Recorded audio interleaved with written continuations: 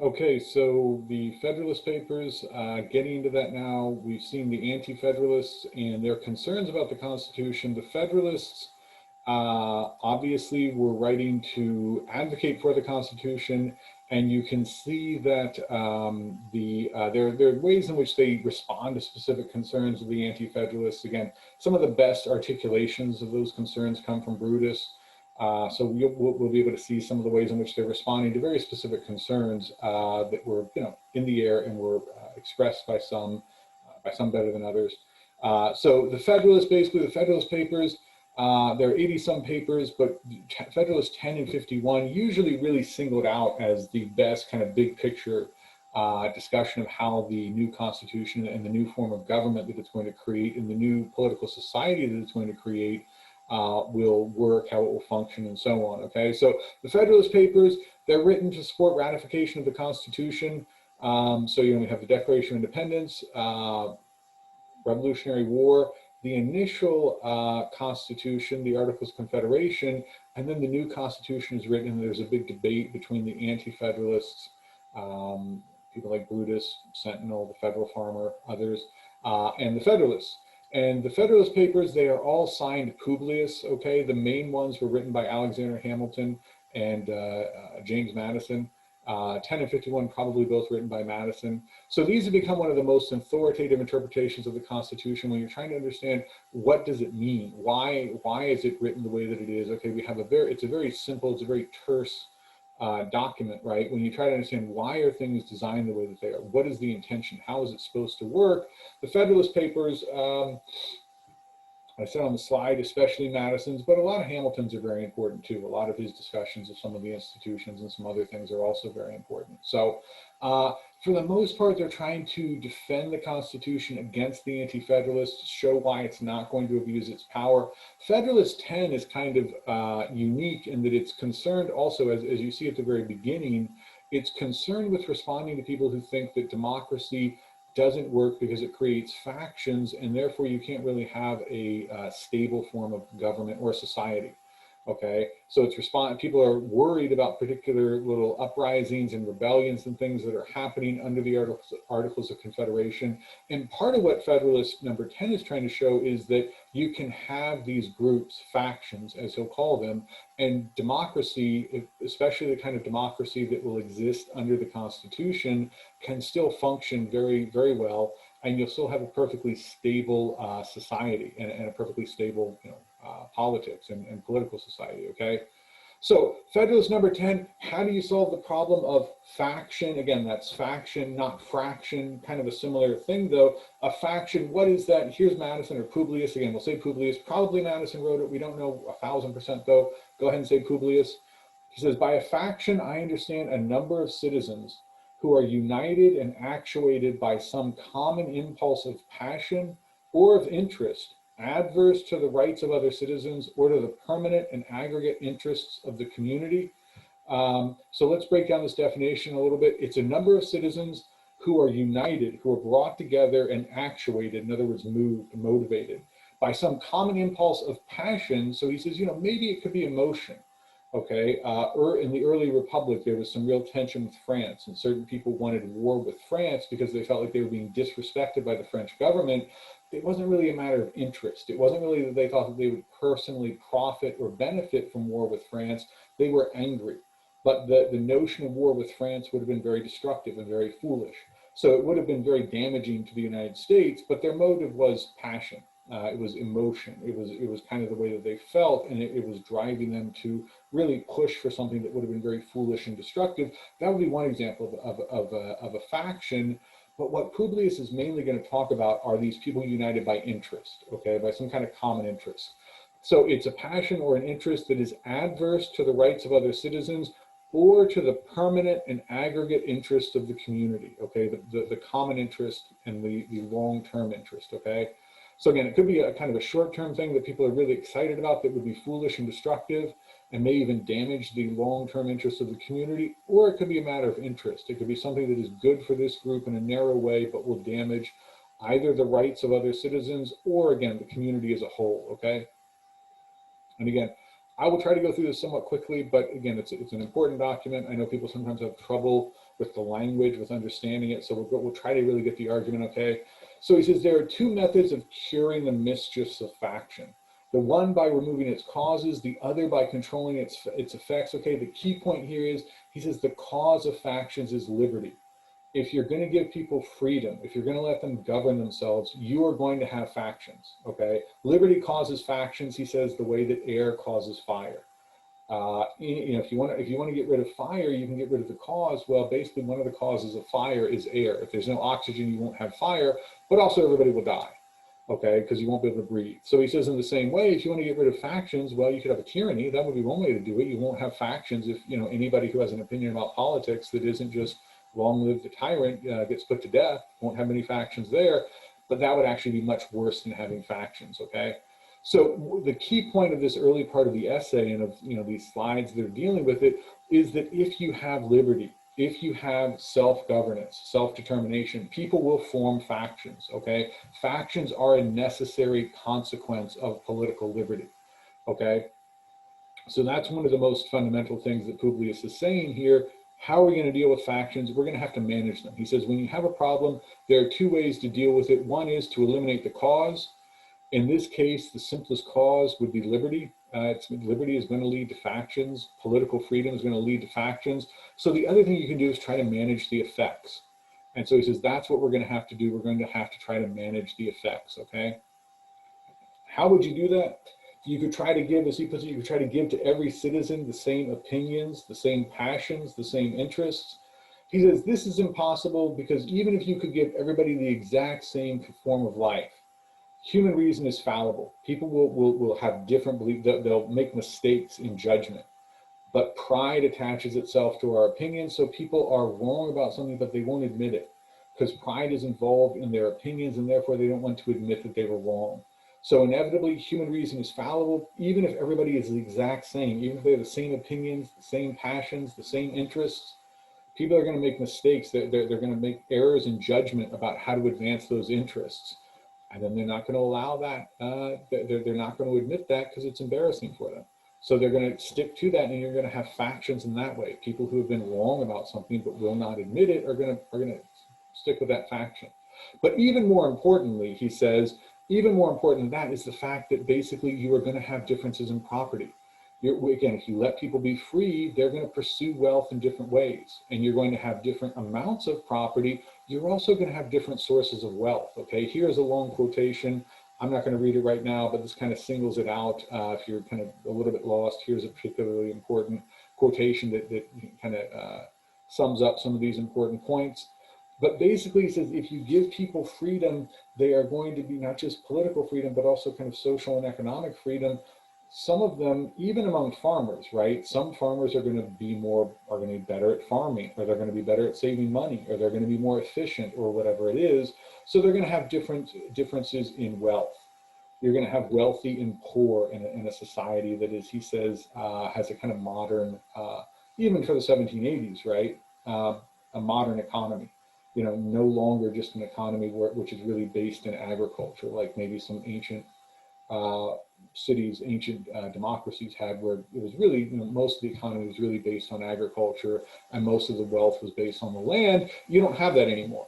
Even if you did, you would have differences in wealth, but now you have different sources of wealth.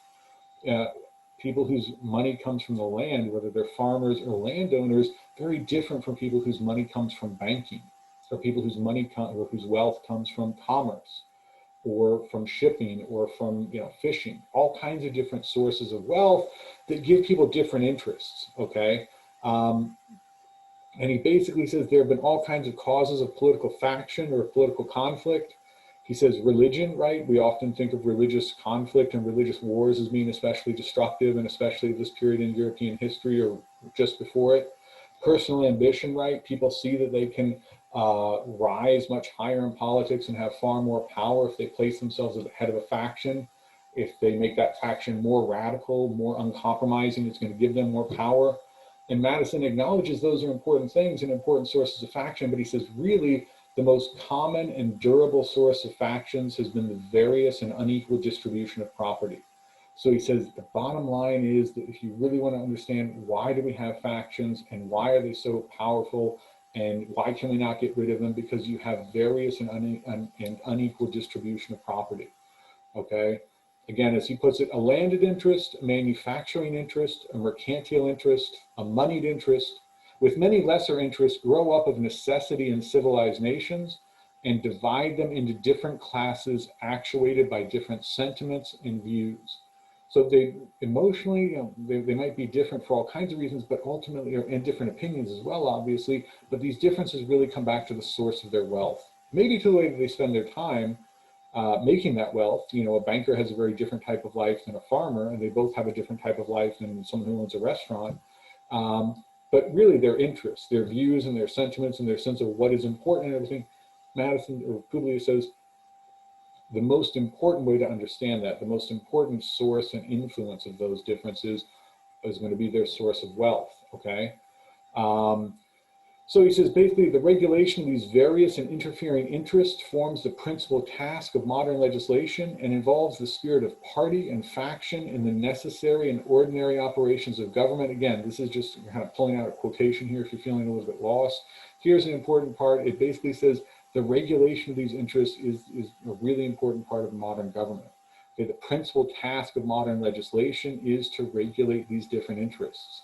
It's not to bring everybody onto the same page economically or to give them all the same type of life and to make them, you know, as harmonious as possible. It's to accept that you're going to have all of these different sources of wealth and therefore all of these different interests, all of these different factions, and try to regulate them, try to bring them into some sort of harmonious interplay without really getting rid of them, though, accepting that they're there. And therefore, as he says, the spirit of party and faction will be part of the necessary and ordinary operations of government, okay? Now, you might come back and say, what about majority rule? And basically, Publius says no, because, you know, you might say it's simple, right? We just have majority rule. That's democracy. And Publius says, no, actually, majorities can often be unjust or irrational or unfair or just unwise, right? They might just make the wrong decision for the community. So in fact, Madison will go, or Publius will go on and argue that making majorities more rare will be one of the great benefits of the Constitution. At least kind of natural, spontaneously forming majorities. So there's a picture of Socrates who was put to death by the Athenians, right? These kinds of things were in the background, and people who wrote the Constitution were thinking about the way that majorities could be, especially if you look at ancient democracies, right?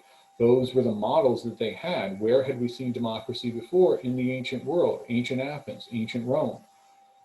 There were some real problems with that. The likelihood of civil war, the prevalence of civil war, how often that happened in these cities, and also doing things like putting somebody like Socrates to death because you didn't like what he had to say, right?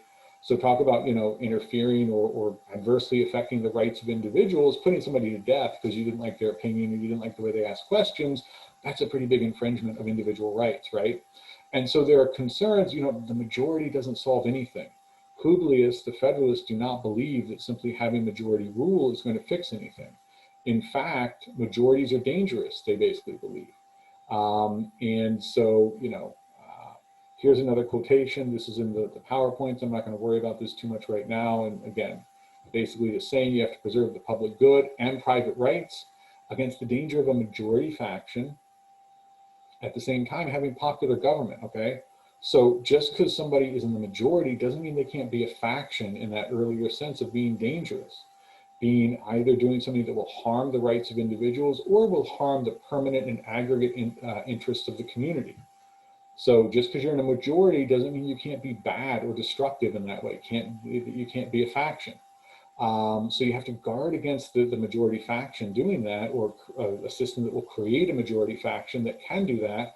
But you also need to have popular government. So he says, how are we going to do these things? Okay. Popular government, rule of the people without majorities. Again, what about pure democracy? What about the idea that a lot of ancient political thinkers liked, making people as similar as possible, giving them the same type of life and therefore the same interests, and therefore making them a more cohesive whole, making them able to govern each other because they had a lot in common. And again, this is very much kind of the idea of the Anti-Federalists, right? People need a common type of life. They need to have a lot in common as individuals. They need to have a common set of interests and also just a shared outlook on life. And that's the only way that democracy is possible. Otherwise, you're not going to have democracy. Remember, anti-federalists like Brutus were concerned that too many factions would make government, would make popular rule, would make democracy impossible because you couldn't get everybody to agree. Publius, on the other hand, kind of says the opposite. He is concerned that that type of society in which everybody has so much in common and in which everybody thinks the same way, he thinks that is the really dangerous situation. So he says a common passion or interest will, in almost every case, be felt by a majority of the whole. A communication in concert results from the form of government itself, and there is nothing to check the inducements to sacrifice the weaker party or an obnoxious individual. Hence it is that such democracies have ever been spectacles of turbulence and contention, have ever been found incompatible with personal security or the rights of property, and have in general been as short in their lives as they have been violent in their deaths. So they're basically, the idea is this common passion or interest, because of the type of society and the type of government, it will spread very quickly. So actually having people have all of this stuff in common and have these very common lives and these very common outlooks, everybody sharing the same view of life, is going to make them, when a bad idea comes along, it will make them all very susceptible to it. And again, basically says, it's not going to work. We don't need to get into all the details here, okay? It says political equality is not going to do with economic inequality. Again, you're always going to have factions, but there are two different points here. One, you're not going to get rid of factions, so you have to figure out how to deal with them. The other, though, is if you somehow could, if you could make everybody the same and make them think the same way, that would be much worse.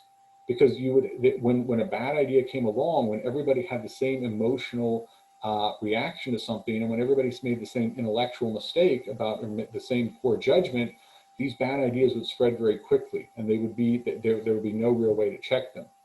So he says, actually, the large republic, which will have all of these different factions, all of these different interests, and very little immediate or spontaneous agreement among people, is actually going to be better. Because when you have to build a majority, when you have to convince lots of people of what you believe, it's going to make it harder for terrible ideas to spread. And it's going to make it harder for a majority faction, which could be very dangerous, to execute its ideas without any kind of opposition. When you have to build a majority, that's a far better system, he says.